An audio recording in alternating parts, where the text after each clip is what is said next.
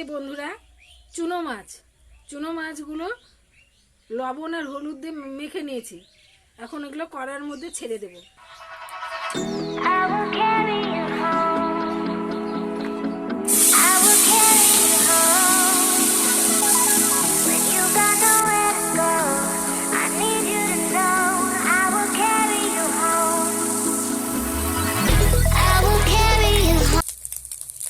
চুনো মাছ ভাজতে গেলে কড়াইটাকে আগে খুব পুরো দমে হিট করে নিতে হবে, নিয়ে ভাজতে হবে, না হলে ভেঙে যাবে, একদম গুঁড়ো গুঁড়ো হয়ে যাবে।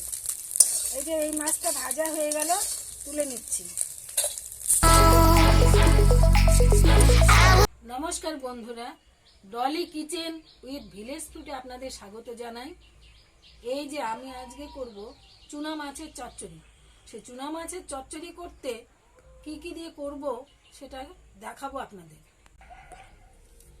এই যে বেগুন আর আলু আর পেঁয়াজ দিয়ে করব চুনা মাছের চচ্চড়ি। এই বেগুনগুলোকে চুনো মাছের মতোই লম্বা লম্বা করে কেটে নিতে হবে, ছোট ছোট করে কেটে নিতে হবে।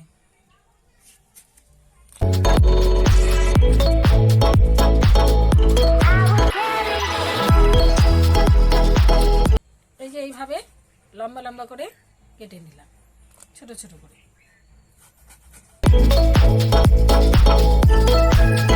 এই যে বেগুন কাটা হয়ে গেল,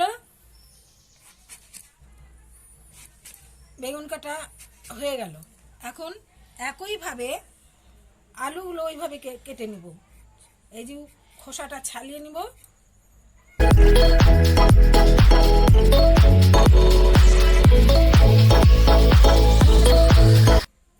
আলুর খোসা ছাড়িয়ে নিলাম, নিয়ে এই যে এইভাবে নিয়ে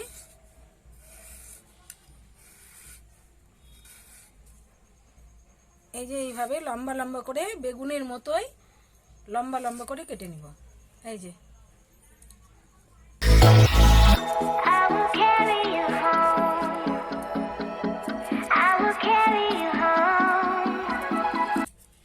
এখন এই যে পেঁয়াজ কাটছি, ওই পেঁয়াজও ওই একইভাবে লম্বা লম্বা করে কেটে নিব।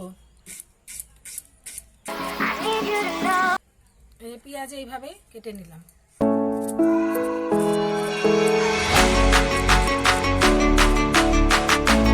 পেঁয়াজ কাটা হয়ে গেল। এই যে চুনা মাছের চচ্চড়ি করার জন্য কড়ার মধ্যে সরিষার তেল দিচ্ছি।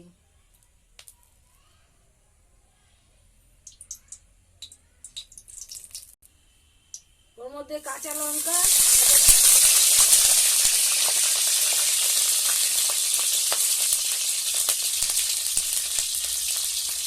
দুটো তেজপাতা ফোড়ন দিলাম। আর চুনা মাছের চচ্চড়ি করতে জিরে ফোড়ন দিলাম।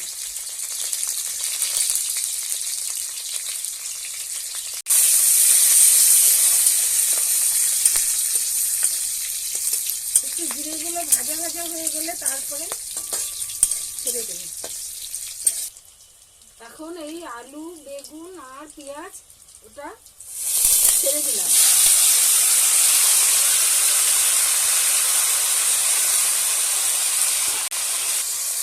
ওর মধ্যে পরিমাণ মতো লবণ দিলাম।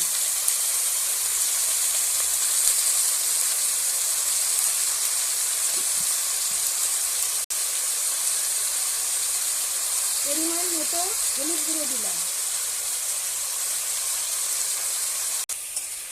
ভাজা ভাজা করে নেব।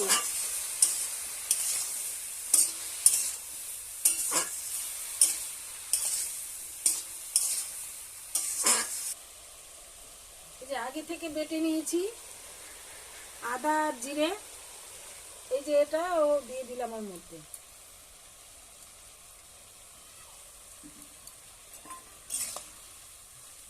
ভালোভাবে নেড়ে চেড়ে নেব।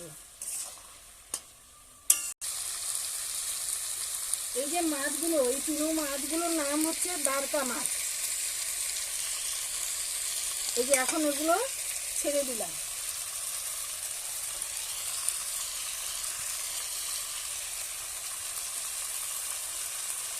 একটু পরিমাণ মতো জল দিয়ে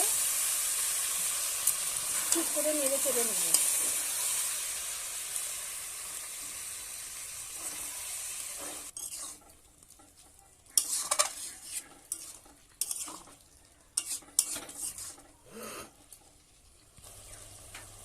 এই যে চুনা মাছের চচ্চড়ি হয়ে গেছে, এখন নামিয়ে নেব।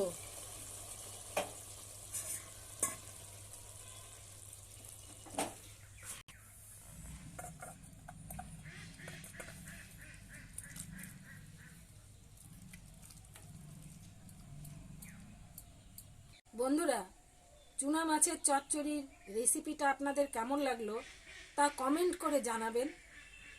ভালো লাগলে লাইক ও শেয়ার করবেন।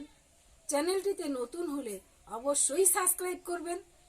পাশের লাল বেল বটনটি টিপে দিয়ে আমাদের পরিবারের সদস্য হয়ে উঠবেন। আগামীতে আরও নতুন নতুন রেসিপি আপনাদের দেখাবো।